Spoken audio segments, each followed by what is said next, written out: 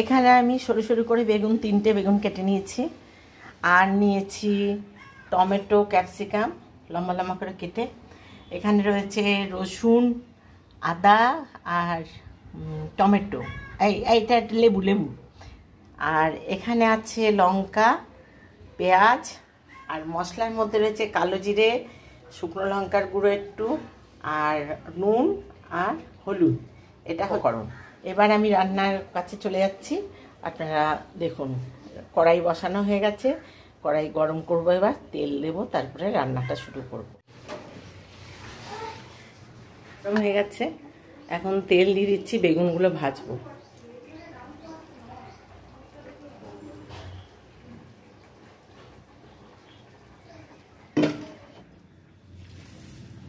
একটু নুন,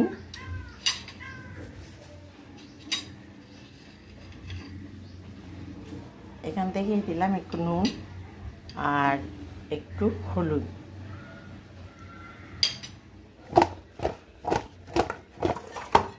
প্রথমে বেগুনটা ভেজে নেব।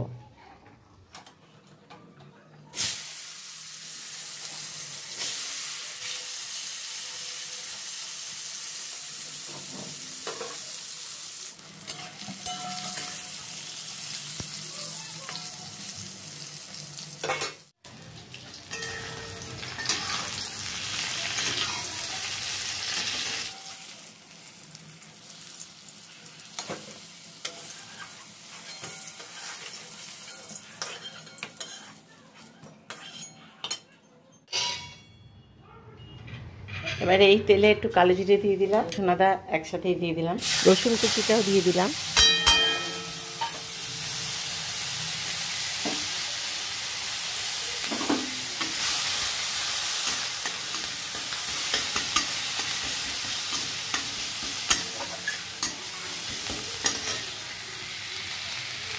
এরপর পেঁয়াজ দেবো,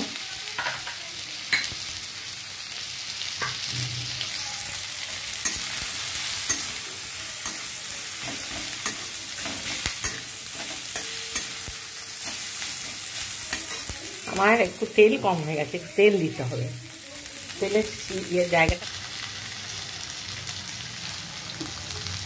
এই তেলটা আমি তুলে রেখেছিলাম, অনেকটা হয়েছিল সেজন্য তুলে রেখেছিলাম, আর তেলটা দিয়ে দিলাম। ভেবেছিলাম যে হবে, লাগবে না, কিন্তু দেখলাম যে অনেক কিছু করতে হবে। আর একটু কম তেল দিলে হতো, কিন্তু স্বাদটা আসবে না সেরকম।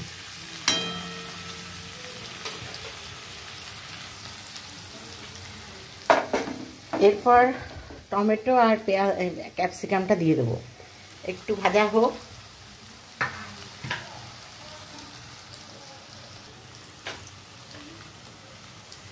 এতে নুন দিয়ে দিলাম,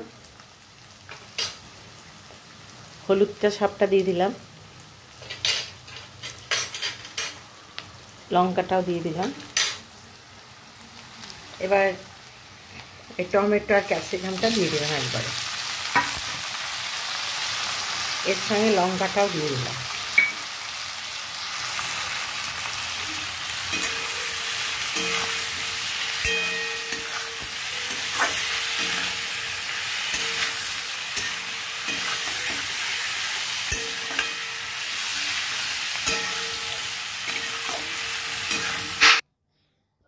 এবার এই ক্যাপসিকাম, টমেটো আর পেঁয়াজটা একটু ভালো করে ভাজা করব, কিন্তু এটা ঢাকা দেব না। ঢাকা দিলে কিন্তু এই টমেটো ক্যাপসিকামের রঙটা পাল্টে যাবে। তারপর বেগুনগুলো দিয়ে দিলাম। আমার মোটামুটি রান্নাটা কমপ্লিট হয়ে এসছে, আর কিছুক্ষণ পরেই আমি নামিয়ে দেবো। এতে কোনো জল পড়বে না, এই তেলেই আর কি পুরো রান্নাটা হবে। তা যাই হোক, আমার রান্না মোটামুটি শেষের দিকে। তা আমার তো বলাই হয়নি যে আজকে কার চ্যানেলে আপনারা ভিডিও দেখছেন।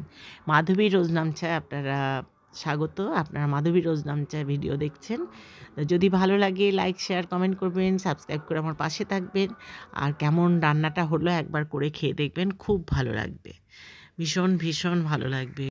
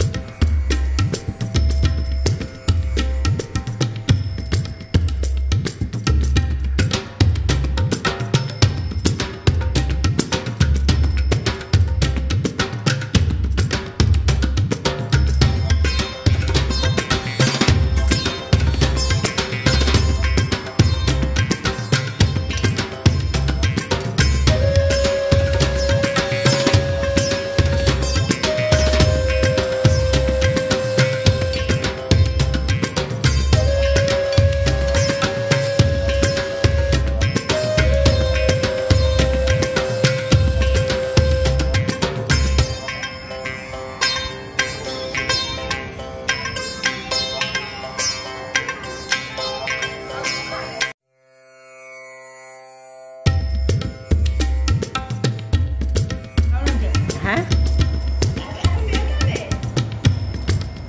জোরে বল কেমন দারুণ লাগছে